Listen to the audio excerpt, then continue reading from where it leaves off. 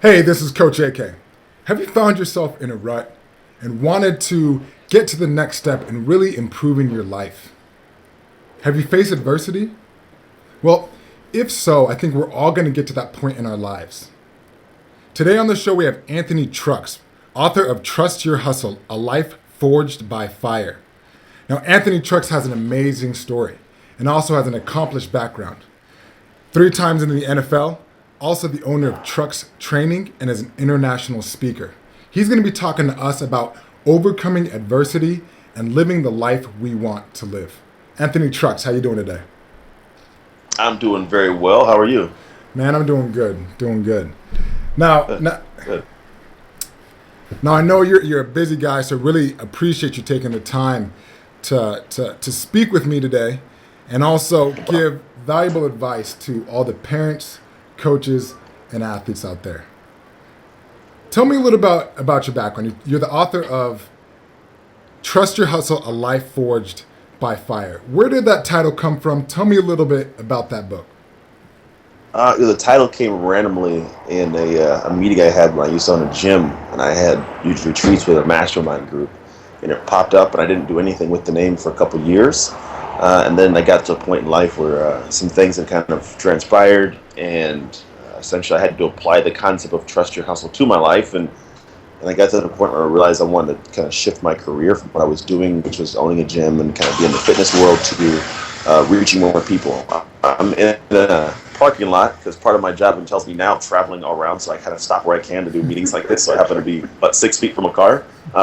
But essentially, the Trust Your Hustle book is my life. It's a culmination of everything that I've experienced in complete chronological order. I honestly haven't even read the book thoroughly. I just wrote it as I remember it happening, and then I published it. How long did it take you to write the book? In entirety or actuality? So entirety, I wrote the first chapter, and it was very difficult to write. So I just didn't want to write the rest because it just didn't feel right. I didn't like the way I felt, and so I sat on it for about 8 months, and then I drove away to a place called Sparks, Nevada, and I wrote the last probably, I want to say it's like 160, maybe like 200 pages of it, just in a room in 7 days. Oh, So I just really? sat in the room for 7 days and just banged the whole book out. And it wasn't like I was having to craft or create. I literally just wrote as I remember my life happening. I mean, a little bit about the book. I know you talk about this when you're speaking, but you didn't. You were in the NFL. You travel all over the Yeah. world and you speak. But where you started off, was that the path that you were leading towards? No. The thing that I tell people and what I do now is I travel. I want you to live an unexpected life once you learn to trust your hustle. And so, from my beginnings of foster care and a bunch of abuse and torture and being adopted by an all-white family and dealing with things, having a child when I was in college, and I mean the stories of ups and downs, they do not stop until like today. They're still going. And some would actually take a lot of people down, but the reality is, like, it's just it happened, and it came out in a book that was kind of thoroughly there. And I mean, it's not something you would expect a person like me to be doing now. You wouldn't expect, if I wrote on paper, hey, this is what happened to me. If you read the book, you wouldn't expect this person to come out of it. And it's not because I'm special or like some Adonis. I'm not full of myself. It's just I have applied some really weird mind hacks in my life that I didn't realize I was doing until later on in life. And now I go out and I share those concepts because I'm not doing what a person who I've experienced typically would be doing. So the title, Trust Your Hustle. What does that mean? Yeah. Describe what Trust Your Hustle means. Trust Your Hustle was I didn't, at first it was just like, exactly what you hear it as, like, yeah, trust your hustle. But I was like, what does that mean? How do you tie that in? And trust your hustle essentially for me is this concept of, if you want to achieve something massive in life at any given time, you have to apply a ridiculous amount of hustle, hard work to get it. Is a truck going by? Can you still hear me? Yeah, I can hear you. Like I said, Anthony, we're appreciating that you're able to take the time. You do a lot of stuff throughout the day. You travel all over the world, so getting an hour to speak to you That's it. is a blessing. So we can hear you though. Okay, cool. I was making sure. I don't want to cut it off. But essentially, Trust Your Hustle came around when I desired to find out what it was about me that allowed me to do the things I do. Like, why is it I am able to come from those things and play in the NFL or write a book or open a business and run it well or travel and speak or create things. And so I found that for me, a lot of it is like I have this distinct like faith in myself. Like I trust that I can do things. And so I started like boiling down what does it mean to have that. And what I found was, faith is this thing that'll make you move forward without knowing the end result. It's just this knowing of if I put the effort in, it'll come to fruition the way I want. And so I sat back and I said, well, why is it that people get faith? And, faith comes from belief. A lot of people lack this self-belief. So if I have no belief, I can have no faith. And it's not like religious faith, but just belief and faith. And so I started saying, well, why is it that people lack this belief? What is it that underlies belief? And what I found underlies belief is trust. So if somebody tells you something and you believe them, it's because you trust them. And so a lot of these things become these external factors. I trust someone else, therefore I believe in them. I'll have faith they're going to do what they say they're going to do. And then I realize a lot of people don't flip that inwards. They don't look at what they have in themselves. They don't trust themselves or trust their abilities. Therefore, they can have no belief, then they have no faith. And then when it comes to moving forwards, they just don't move forwards. So it's like the stagnation. And so essentially, I was like, well, where do you develop trust? That's a big question. Okay, if we need trust, where do you develop it? And trust is an emotion that comes from actions. Just like love comes from actions. Trust comes from these actions you have in your past of success or failure. So if you have failure in your past, you don't trust you can do anything.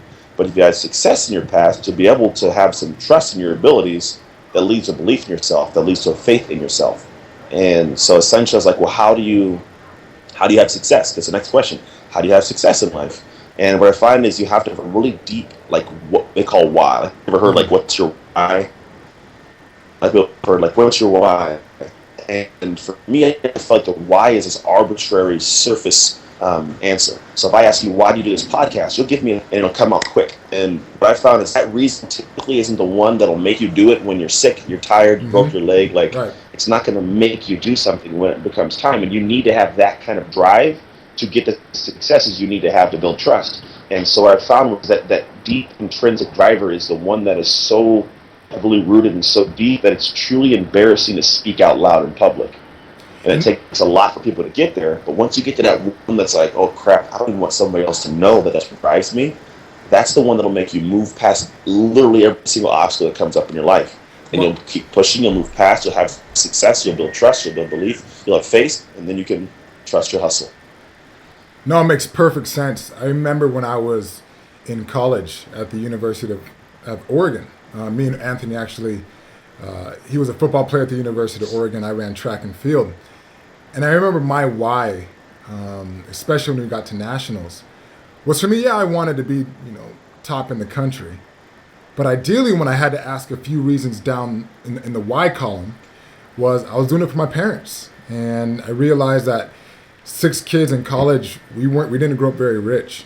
And that additional why was every single time I was running down that home stretch in that 400, it was my parents' mind. It was my parents on my mind to get to the finish line and not to be number one in the world, because they made a lot of sacrifices for me to get there.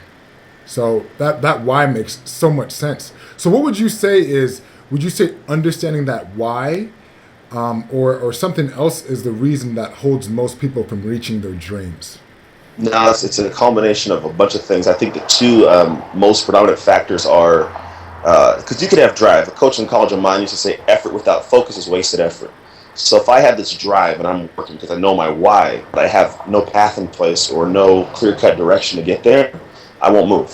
So a lot of people know why, but then what happens is they don't move. So they still remember the why. Now they beat themselves up, and then they start taking their way away, like they start getting less and less trust in themselves. And the reality is, if I tell you, hey, AK, I want you to cross that river over there. It's a rushing river, 100 feet across. You're like, well, I don't know how to get across that. But if I turn you around and show you a bridge, will you cross the river? Well, yeah, the bridge is right there. Like, I see this bridge. So a lot of people that, it could be like my son's on the other side of the river choking, but if I still can't get over there because there's no bridge, I'm not going to go. Like, I'm going to get washed away and die. So for a lot of people, they have the why, but they have no structure, no plan, no idea how they're going to get to the end result. I mean, you were talking about the bridge aspect, or even when I'm thinking about something as well is you speak all over the world. You're doing it more full time. And I think most of us know the number one fear that most of us have, the number one fear of all Americans, even more than death, is public speaking. And this is something that you do as a profession. What do you think, what did you do to overcome that fear? Or what can people do to take the necessary steps to overcome their fear? You got to find out whatever it is that holds you back, and find the obligation to have to do it. An obligation is different than like a rinky-dink desire. So, for example, like when I speak, I get up on stage and I'm very vulnerable because I'm talking about things that have happened to me in my life, and a lot of people they fear it. If, for example, let's say you're the best lumpia maker in the world. You make lumpias. Don't ask why. I just chose lumpias. Okay. And then somebody says, "Hey, can you get up and talk about how to retread a tire?"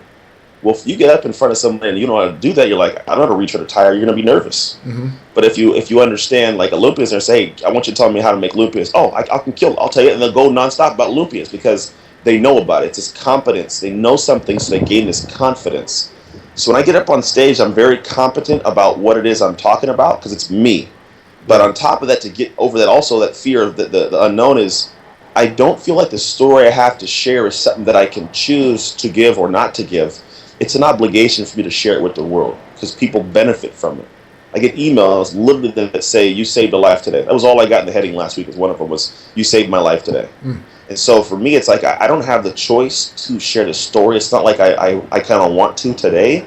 It's like God put me in a position to experience this stuff, to give me the strength to come out, to share this story, because people need to hear it and it helps them. So therefore, it's not my story to decide if I want to or don't want to tell, but it's an obligation for me. So when it comes to goals, you connect it to something that is like, it has to be done. It's an obligation to be done. Not like a kind of, or I'd like to, or I need to, but like, there is a reason that this thing must take place. Right. So this seems what you're talking about is how it needs to be done. Yeah. So somebody's starting at step A, yeah, and they know they want to get to step Z. And there's many steps. So what do you do if you're in a rut, you're facing adversity, and you want to take the next steps to improve your life? Where do you start? First thing we start with is why you want to do it in the first place. Because so let's say you know, right? We're past the point of guessing. We know very specifically why you need to get this done. The next step is creating a plan, and that's that clear cut. It's you've got to create some kind of plan, but with the realization that the plan's going to change. It's not going to be perfect. There's literally no perfect plan. But if you have something in place, you start moving forward. So even if it's like I need to get to Z, and maybe you get from I don't know A to I don't know M, right? But you're not to Z yet. It doesn't matter. Let's just keep moving anyways. We got B, C, D. We got all these. So start moving is the next portion. So once you have this plan in place, although it may not be perfect, you got to start moving. A lot of people, they don't trust that the plan's going to end up the way they want it to, and the truth is, it's not. Life is what happens between your plans. But if your why is big enough, once you start moving, you'll find the next direction to go. So if you're walking down like Indiana Jones, they're walking down those little, places that have like the stones in the ground. Well, I don't know the perfect path, but if this thing gives out, I'm going to put my foot somewhere else to stay afloat because I don't want to die. So if you start moving forwards and that stone falls out, maybe F falls out, that's fine, step to G. Right. Find a way to stay afloat, step to G. But you will only do that if it's an obligation, if your why is there. So first step is know why you're doing it. Have clarity on why you're doing it in the first place. Next thing is create that plan. Third thing is just go. Don't wait for the perfect plan because it'll never come to fruition. You'll never see the perfect plan because it's always going to change. But just move. Take an action.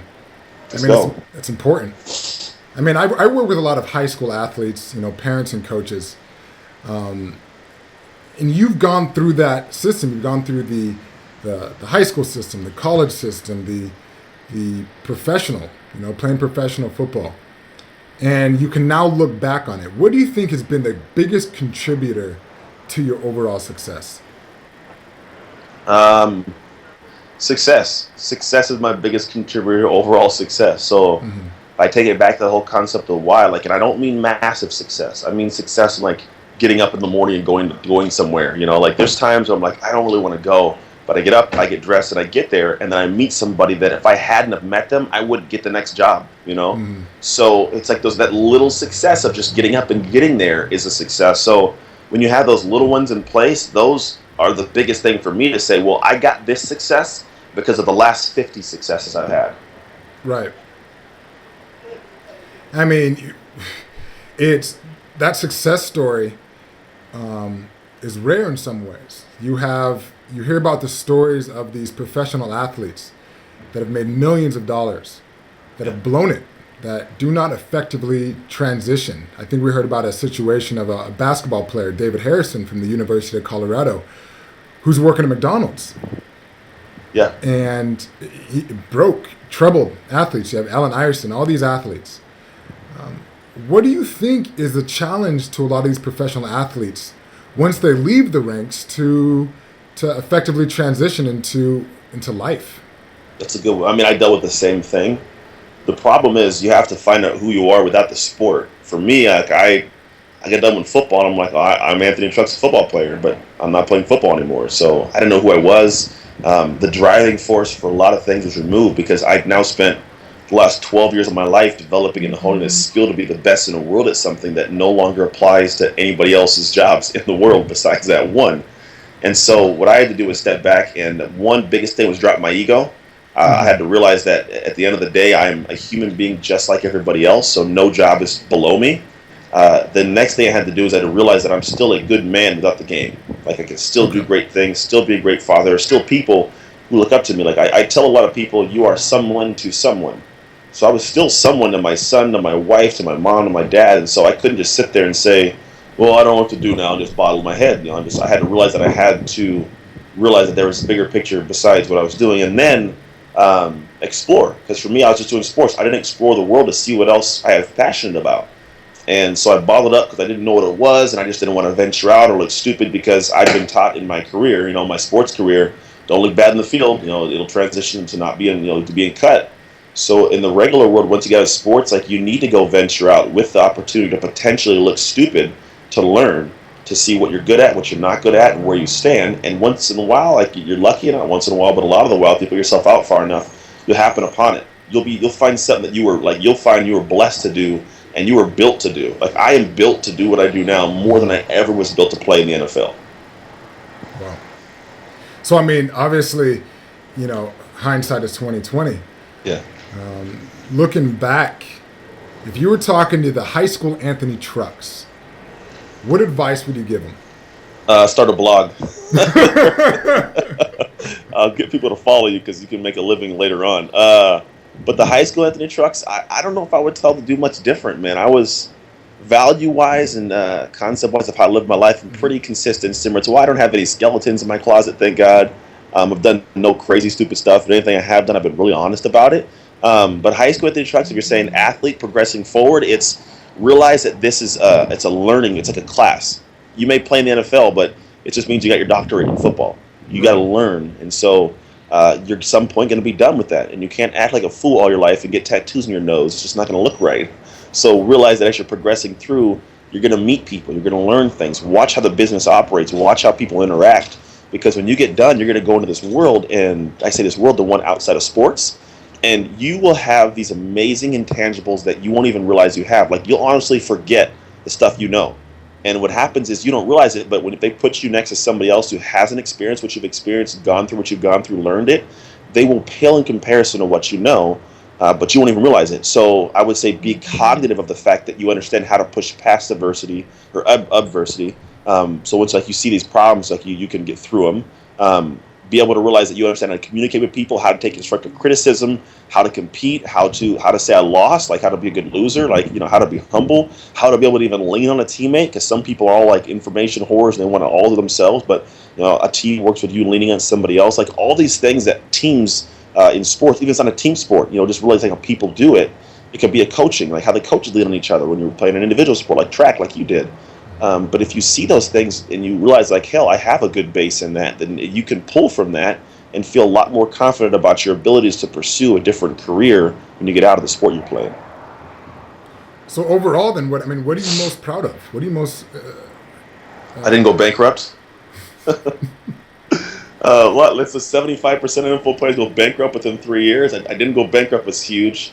I am also most proud of the fact that when I got done, I went and trained 9-year-olds. Like, I was an NFL guy, but I was serving 9-year-olds. I was, you know, I had to be there on time for these kids and listen to what they had to tell me. And I had to coach him. It's very humbling to realize like I'm just a human being. I'm no better than anybody else just because I happen to wear a helmet with an NFL logo on it. You know, it's Mm-hmm. just. I'm glad I didn't get sucked up in the whole cloud of being like this dude, because I know guys like that who played the league like 20 years ago. You did, I know, but you're just a guy, man. So move Right. on. I mean, but today, you've done a lot of stuff. What type of stuff are you working on now? What are your current projects? Oh man! So now I'm developing a product to help people get more done in life. Once they find out what it is they want to get done, I just met with this PR woman out where I'm at, and we had a very good conversation, which it's like reshaped my entire thought process on some things. Mm-hmm. I am working on the board of a company called Power to Play. Yeah, I'm I gonna. am I'm in the process of recrafting another book. Speaking, I'm a father. I still consult for the power company out here, which is called Pacific Gas and Electric, and I'm creating a lot of things for them from scratch for their health and ergonomics. So I kind of dabble in a lot of things. I am a serial entrepreneur in certain areas, but Mhm.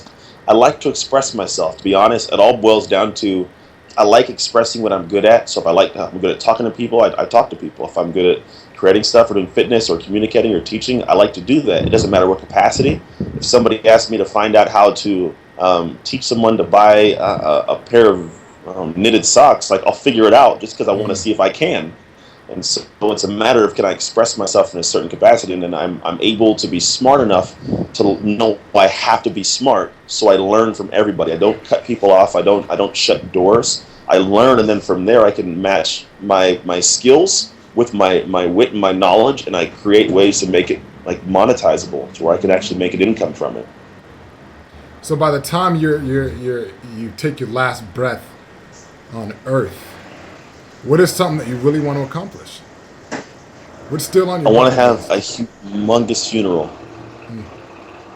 Humongous funeral. So at the end of the day, like the sad, I say the sad part is we have to in this society, we have to make a living. You have to make money. You have to do this and all these different things. And so how I do that's different from somebody else. But at the end of the day, the most important thing to me is do it with a sense of moral, like values. Who I am, my what I see as like my principles for life. Because when it's all said and done, no one's gonna remember me or come around because I gave them a product on how to get more done, or Right. because it was a cool speech. They will come and see me at my funeral if I connect to them personally. And so in that capacity, that's my goal. So it's all the things I do. I'm going to soul develop great relationships, enjoy, have coffee and talk on life. This is life. I think someone will get lost in realizing that we are living life, not living to live life. We're just living it.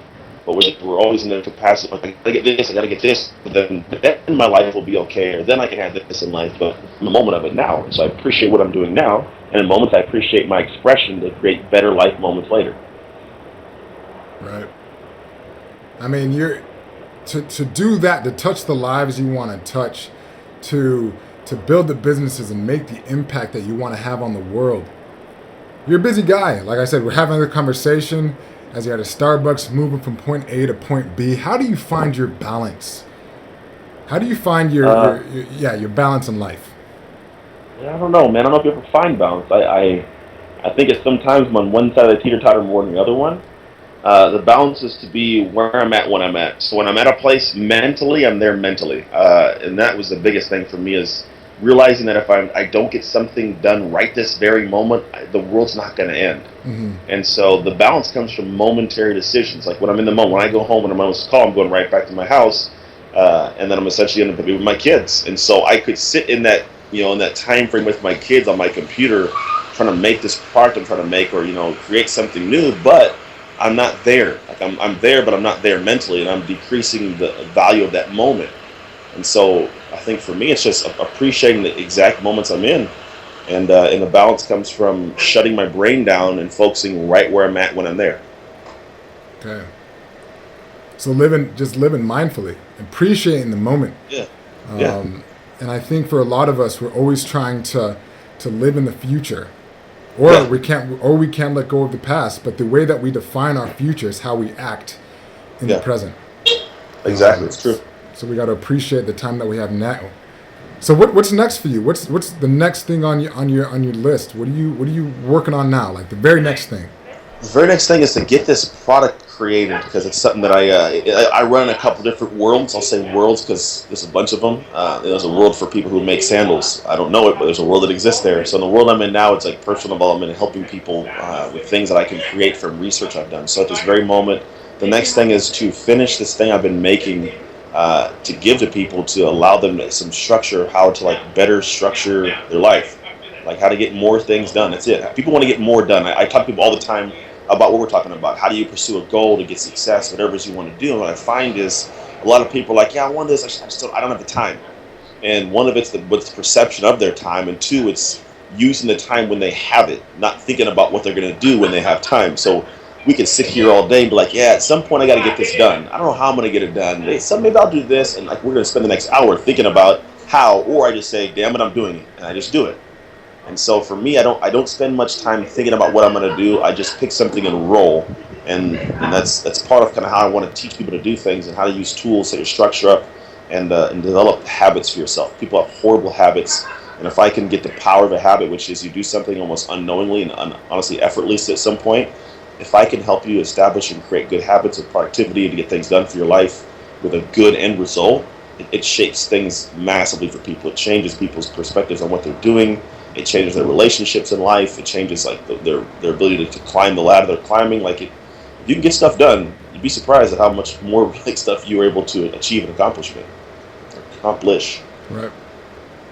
Good. I mean, final question. Um, what's one thing, final wisdom that you can give to any of the listeners, any parents, coaches, athletes, individuals in general? Just a last nugget of knowledge you could share. Yeah. Last one would be I think our biggest hindrance, there's probably two tie-ins. One is the ego, which is tied to the final one. The ego is, I call everyone's greatest obstacle. Mm-hmm. It's what stands in the way of you getting better. It's you telling yourself like, oh, I got that figured out, or I don't need help in that, or I'm good. Like that ego of not want to say like, yeah, I'm pretty shitty there. Excuse my language. I had to fix this. Or be able to say like, hey, I need to improve here. And so that ego stops from the next thing, which is we get judgmental of people. So I may walk into a room and look at somebody and think, it's just a scrub. I can't talk to him. He can't help me.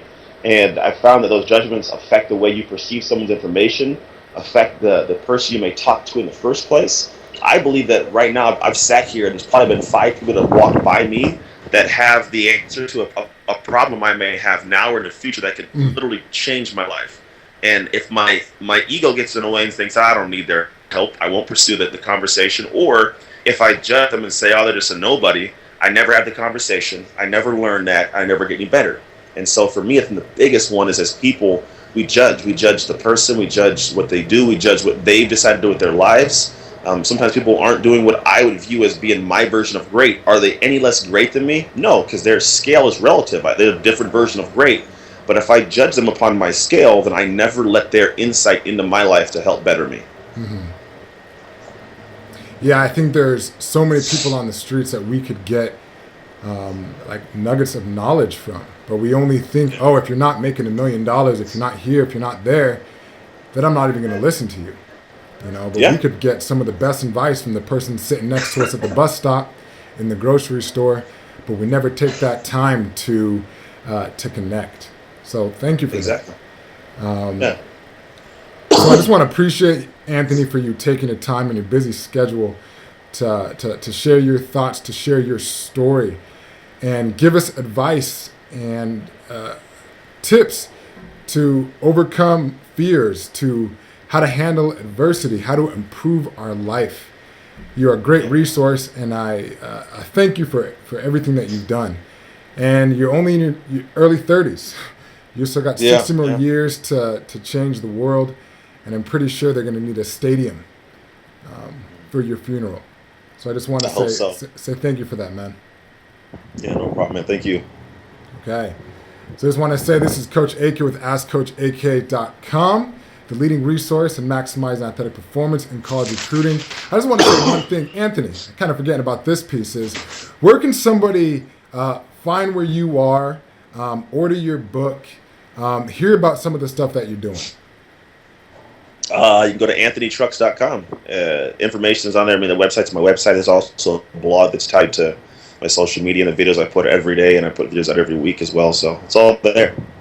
Okay. And your book is called Trust Your Hustle, A Life Forged by Fire. So to all of our listeners, I just want to say thank you. I appreciate it. Until next time, be great. All right.